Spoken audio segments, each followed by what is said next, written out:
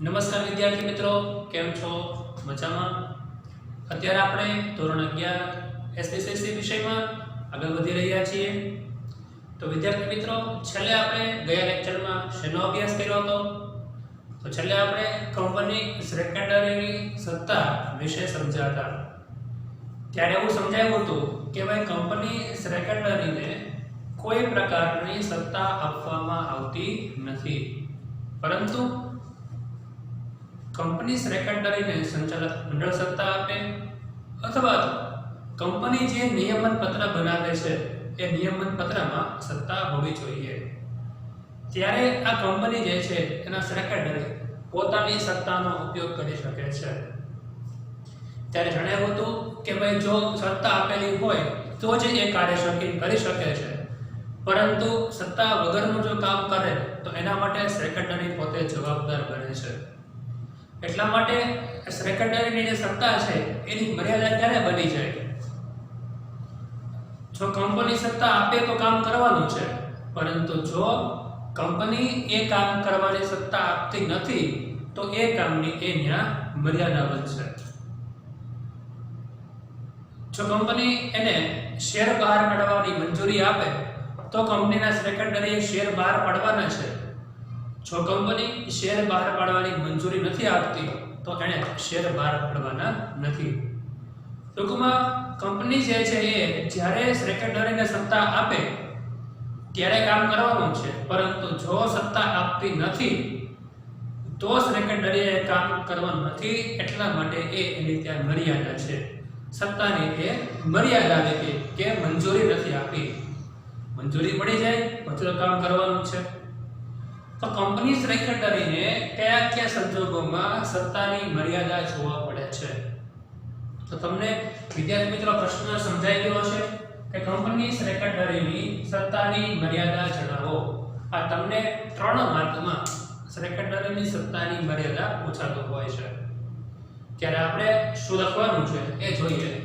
પહેલું, જો સંચાલક મંડળે સત્તા ન આપી હોય તો તે પોતાની ઈચ્છા મુજબ સભા બોલાવી શકતો નથી. સંચાલક મંડળે કંપનીની વાર્ષિક સામાન્ય સભા બોલાવવાની હોય, અથવા તો સંચાલક મંડળે કંપનીના શેર હોલ્ડરોની સભા બોલાવવાની હોય, અથવા લેણદારોની હોય, અથવા જે કોઈ પણ સભા બોલાવવાની છે એના માટે સૌપ્રથમ પહેલા સંચાલક મંડળ કંપની સેક્રેટરીને મંજૂરી આપે છે. મંજૂરી આપે પછી આ સેક્રેટરીએ સભા બોલાવવાની પ્રક્રિયા હાથ ધરવાની હોય છે.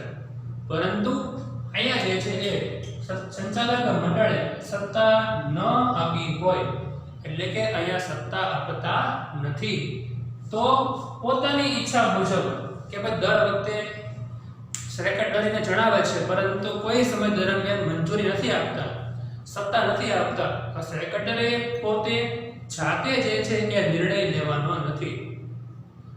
સેક્રેટરીએ જાતે પોતાની સત્તા હાથમાં લેવાની નથી, પોતે નિર્ણય લઈ શકતો નથી.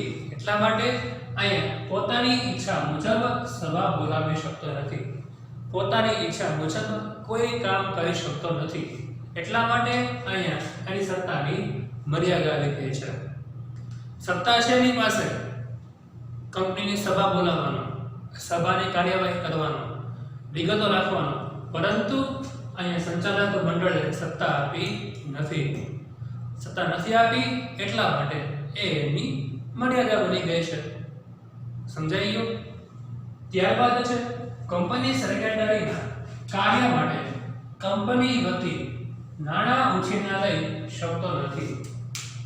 તો કંપની સેક્રેટરીને બીજી મહત્વની સત્તા આપેલી છે કે કોઈ સંજોગ દરમિયાન કંપનીને કોઈ કરાર કરવાના હોય, કંપનીનો કોઈ કાર્ય કરવાનું હોય, એ સમય દરમિયાન જો નાણાંની જરૂર પડશે તો કંપની વતી સેક્રેટરી જે છે એ નાણાં ઉછીના લઈને એ કાર્ય પૂરું કરી શકે છે અને એનો હિસાબ જે તે અધિકારીને આપવાની જવાબદારી હોય છે. પરંતુ અહીંયા કંપની સેક્રેટરીને જે છે એ કાર્ય કરવા માટે કંપની વતી નાણાં ઉછીના લેવાની સત્તા આપવામાં આવતી નથી. જો અહીંયા નાણાં ઉછીના લેવાની સત્તા નથી આપતા તો કંપની સેક્રેટરી નાણાં ઉછીના લઈ શકે નહીં.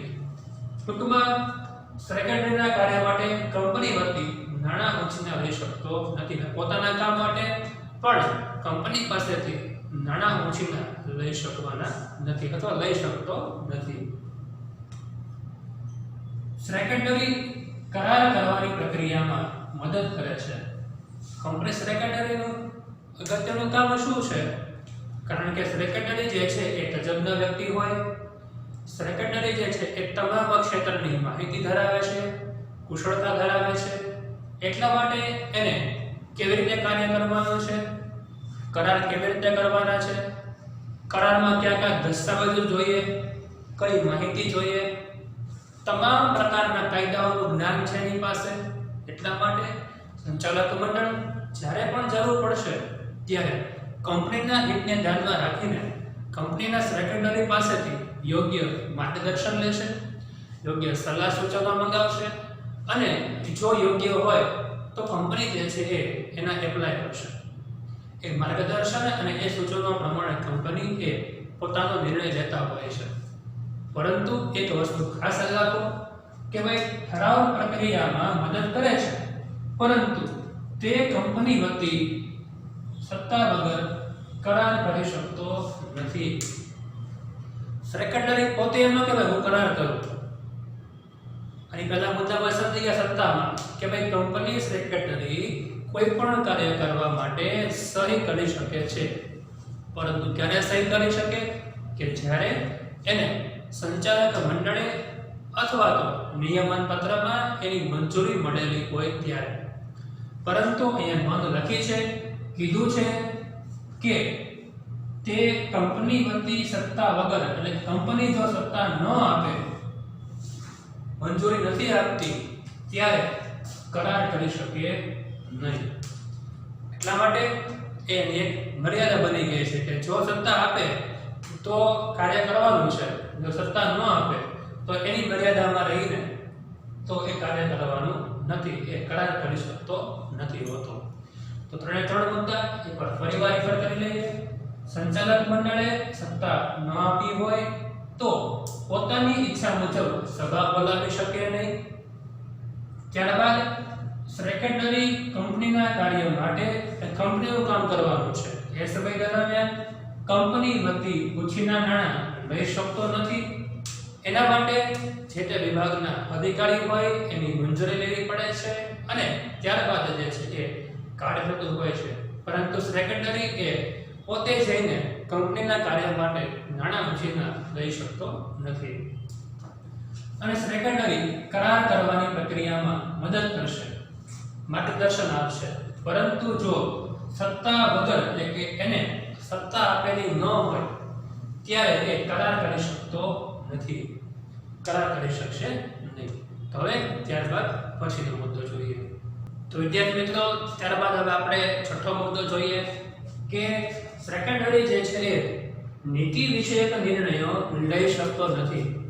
જ્યારે કંપનીમાં કોઈ પણ બાબત, કોઈ વ્યૂહરચના ઘડવામાં આવતી હોય અથવા કંપનીમાં કોઈ નવા પ્રકારની યોજના ઘડવાની હોય તો એ સમય દરમિયાન નીતિ વિષયક નિર્ણયો લેવામાં આવતા હોય છે. એ યોજનામાં આગળ કેમ વધવાનું છે, એ યોજના કેમ પૂરી કરવાની છે, એના માટે આખી એક પ્રક્રિયા કરવામાં આવતી હોય છે જેને આપણે નીતિ વિષયક નિર્ણયો કહીએ છીએ. તો એમાં ખાસ જે છે એ સેક્રેટરી નીતિ વિષયક નિર્ણયો લઈ શકતો નથી. પોતે જે નિર્ણય અમલવારી કરાવી શકે એવું ન બને. પરંતુ હા, એક વસ્તુ યાદ રાખવી જોઈએ કે સેક્રેટરી પોતાના જ્ઞાનનો, પોતાની આવડતનો લાભ જે છે એ આ નીતિ વિષયકના નિર્ણયો લેવા માટે એ સલાહ, સૂચન અને માર્ગદર્શન દ્વારા આપી શકે છે. પરંતુ એ જાતે નિર્ણય લઈ શકતો નથી.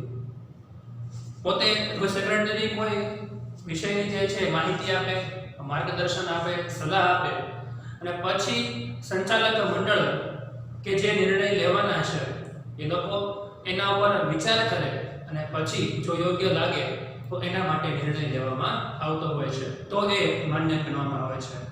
પરંતુ સેક્રેટરી એ જાતે જઈને પોતે જે છે આ નિર્ણય લઈ શકતો નથી હોતો.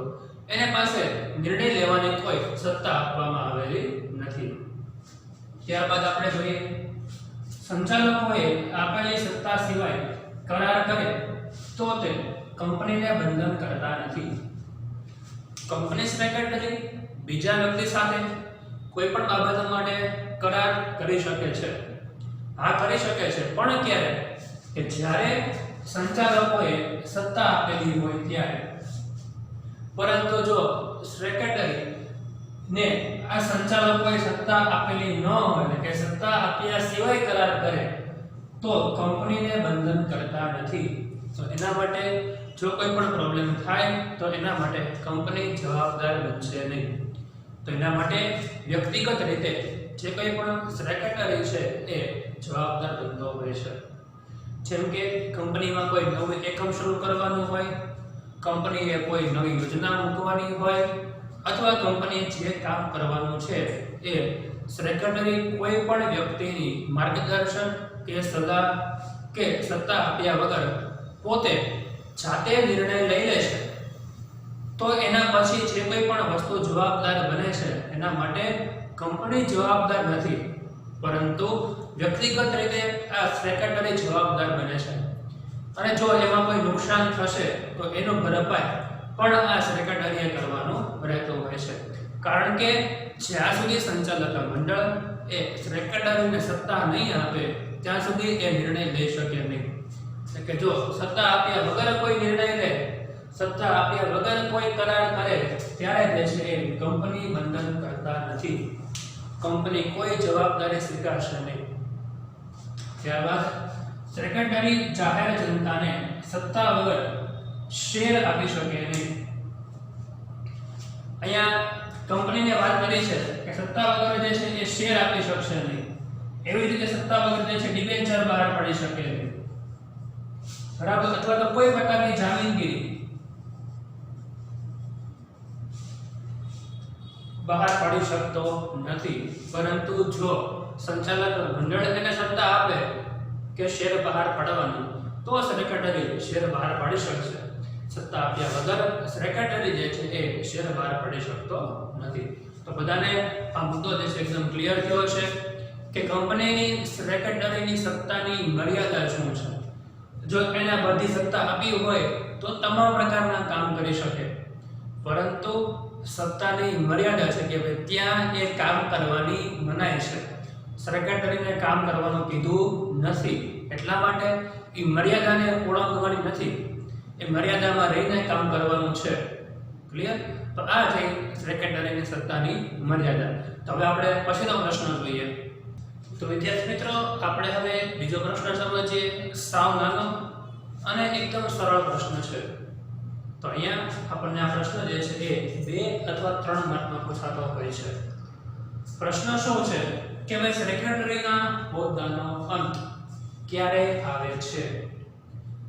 આપણે સેક્રેટરીની ફરજ સમજ્યા, એની જવાબદારી, એની ફરજો, એના કાર્યો, આ બધી વસ્તુ સમજ્યા પછી હવે એક મુદ્દો બાકી રહે કે ભાઈ આ સેક્રેટરીના હોદ્દાનો અંત ક્યારે આવે? આ સેક્રેટરી જે છે એ કંપનીમાંથી ક્યારે નીકળી શકે, કેવા સંજોગોમાંથી હોદ્દાનો અંત આવે એ આપણે સમજવાનું છે. તો પહેલા આપણે એ સમજવું જોઈએ કે સેક્રેટરી કેવી રીતે અસ્તિત્વમાં આવે છે, કંપની સાથે કેવી રીતે જોડાય છે. તો અહીંયા સેક્રેટરીની નિમણૂક સંચાલક મંડળની સભામાં, શું કીધું?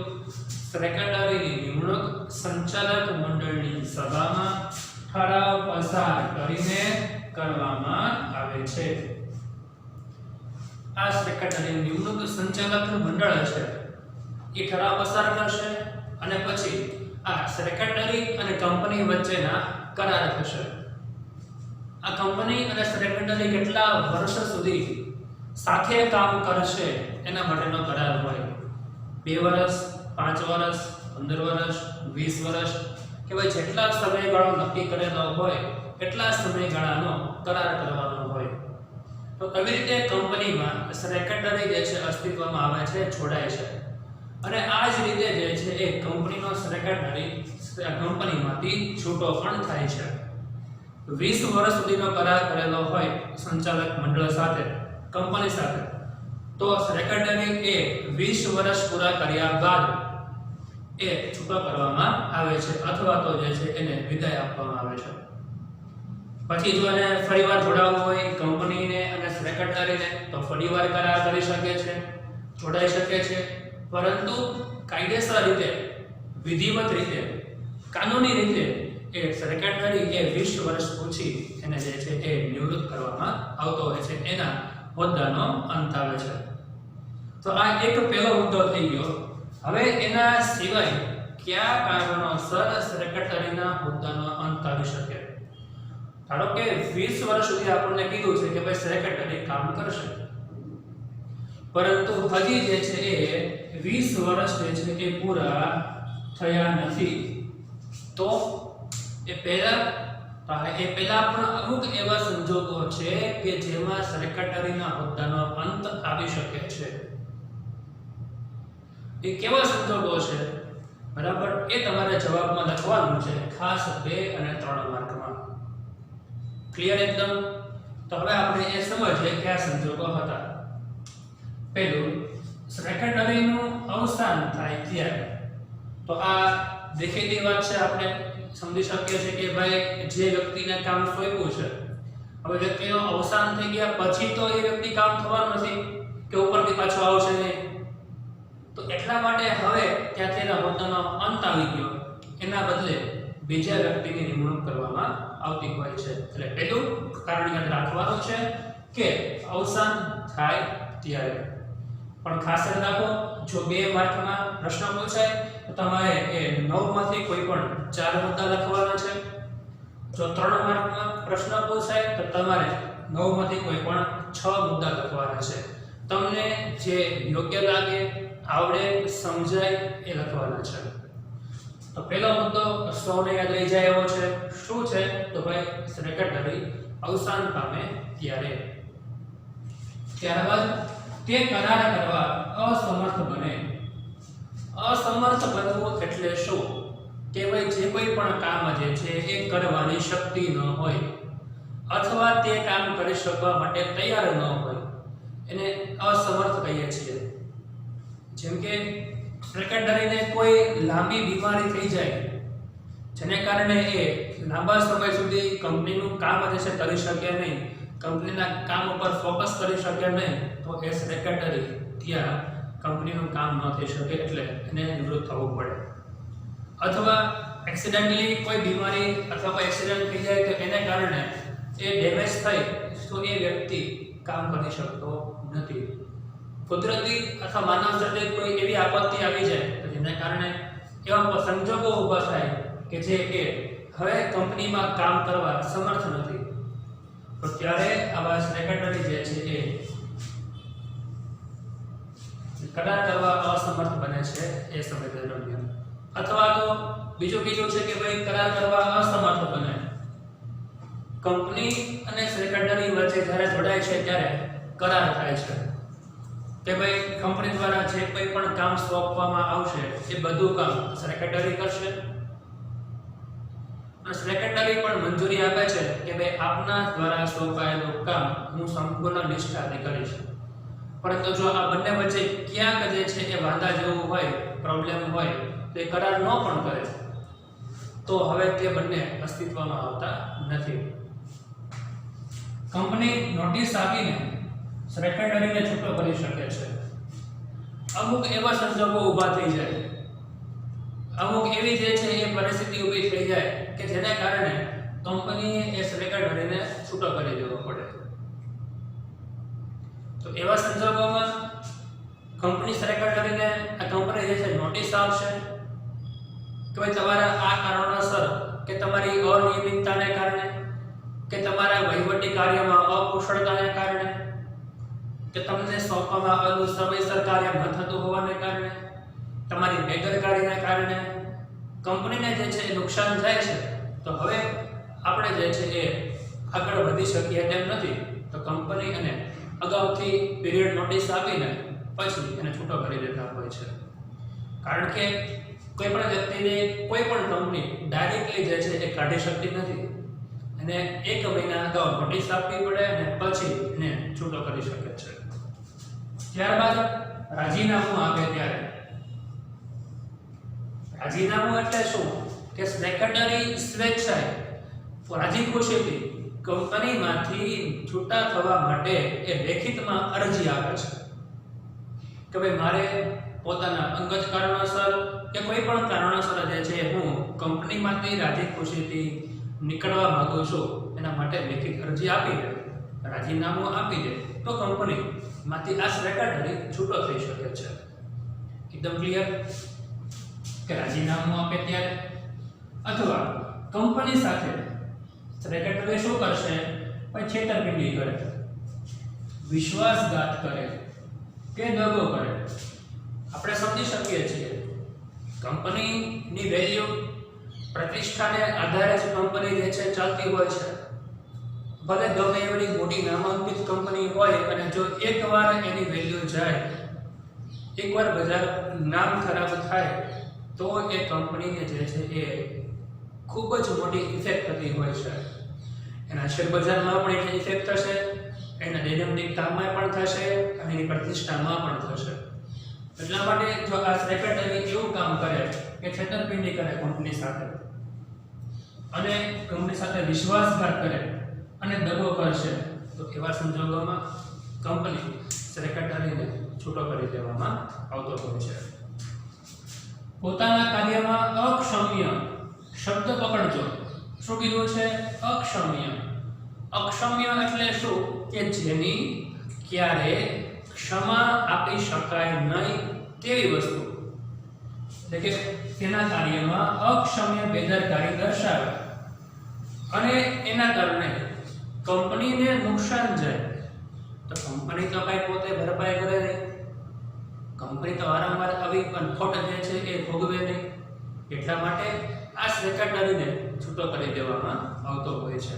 કારણ કે કોઈ પણ કરાર કરવાના હોય, દસ્તાવેજ બનાવવાના હોય, નિર્ણય લેવાનો હોય, સહી કરવાની હોય, આ બધામાં સેક્રેટરી હોય છે.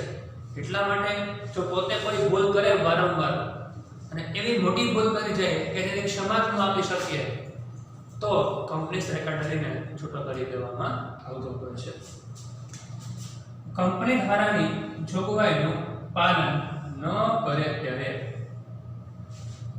આપણે શરૂઆતમાં સમજી ગયા છીએ કે કંપની ધારા 2013 પ્રમાણે અથવા તો સંચાલક મંડળ કંપની અને સેક્રેટરી સાથે જે કરાર થયા છે એ મુજબ જે કોઈ પણ જોગવાઈ નક્કી કરી છે એ જોગવાઈનું પાલન કરવાનું કામ સેક્રેટરીનું છે. પરંતુ એ પોતાની ફરજ ઉપરથી ઓછો પડે છે, ફરજ પૂરી કરતો નથી, એટલા માટે એ જોગવાઈનું પાલન ન કરી શકે ત્યારે એને છૂટો કરી દેવામાં આવતો હોય છે. સેક્રેટરી અંગત રીતે છૂપો નફો મેળવે અથવા તો કમિશન મેળવશે. કંપનીનો બધો જ કાર્યભાર સેક્રેટરી પાસે છે, દરેક વ્યવહારની જાણ સેક્રેટરીને છે, તો સેક્રેટરી કોઈને કોઈ જગ્યાએ જે છે એ કમિશન મેળવશે, કોઈની જગ્યાએ જે નફો મેળવશે, છૂપો નફો મેળવે. જેમ કે કોઈ કંપની જે છે એ નવો પ્લાન્ટ શરૂ કરવાની હોય, હવે એ પ્લાન્ટ શરૂ કરવા માટે પહેલા જમીન ગોતવી પડે, બરાબર? તો હવે એ જમીન માટે સેક્રેટરી શું કરશે? તો ભાઈ એના પોતાના ભાઈ હોય એને અગાઉથી કહી દે કે ભાઈ તમે આ જમીન ખરીદી લો, એટલે એના ભાઈ પાસે જમીન આવી ગઈ અને પછી આ સેક્રેટરી કંપનીને દરખાસ્ત કરે કે ભાઈ અહીંયા જગ્યાએ સારી જમીન છે, એટલે કે કંપની જે છે એ જમીન ખરીદશે. તો ઓવરઓલ ફાયદો કોને થયો? તો સેક્રેટરીને, કેમ કે એના ભાઈ પાસે જમીનના જે પૈસા છે આવવાના છે. એવી રીતે કોઈ માલ સામાન ખરીદવાના હોય, યંત્ર ખરીદવાના હોય ત્યારે કમિશન પણ લેશે. તો આવું જે છે એ યોગ્ય કહેવાતું નથી, કાયદેસર રીતે નથી, ગેરકાયદેસર છે. એટલા માટે આવો જો કાર્ય કરશે તો એને છૂટો કરી દેવામાં આવતો હોય છે. ત્યારબાદ કંપની ફડજામાં જાય અને વિસર્જન થાય. કંપનીનું ફડજામાં જવું એટલે શું? તો ફડજામાં જવું એટલે કંપની ઉપર જ્યારે દેવું વધી જાય અને એ દેવું જ્યારે કંપની ભરપાઈ ન કરી શકે ત્યારે તેને ફડજામાં ગઈ કહેવાશે. ટૂંકમાં ખોટમાં ગઈ કહેવાશે. અને વિસર્જન થવું એટલે કે કંપનીએ જે સમયગાળો નક્કી કર્યો છે, જ્યારે આપણે શરૂઆતમાં સમજી ગયા કે કંપનીની સ્થાપના થાય એ સમય દરમિયાન એનો સમયગાળો નક્કી કરવામાં આવેલો હોય અને જો એ સમયગાળો પૂરો થાય ત્યારે કંપનીનું શું કરવાનું હોય? વિસર્જન કરવાનું હોય. અને જો કંપનીનું વિસર્જન થઈ જાય તો હવે સેક્રેટરીનું કંઈ કામ છે તો નથી. તો એટલા માટે સેક્રેટરીને ત્યાંથી છૂટો કરી દેવામાં આવતો હોય છે. એટલા માટે ખર્ચામાં જાય અથવા તો વિસર્જન થાય એવા સંજોગ દરમિયાન સેક્રેટરીના હોદ્દાનો અંત આવતો હોય છે. તો વિદ્યાર્થી મિત્રો, તમારે આજના હોમવર્કમાં જે છે એ આ પ્રશ્ન લખવાનો છે, સેક્રેટરીના હોદ્દાનો અંત. તો આપ સૌને બંને પ્રશ્ન વ્યવસ્થિત સમજાઈ ગયા હશે. Thank you.